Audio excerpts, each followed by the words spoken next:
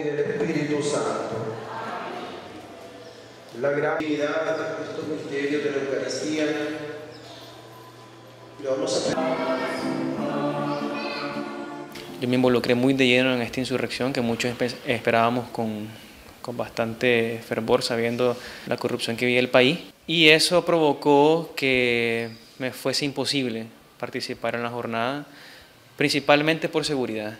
Hubieron jóvenes que tuvieron que emigrar y ellos estaban motivados para ir, ¿verdad? Antes del 19 de abril ellos estaban motivados para ir, pero con la situación que está pasando, pues ya se les hace difícil. Por las fronteras, porque a lo mejor en las fronteras los van a detener, porque los van a acusar de algunos delitos o alguna otras cosas. Situaciones que, sí, por un temor sobre todo.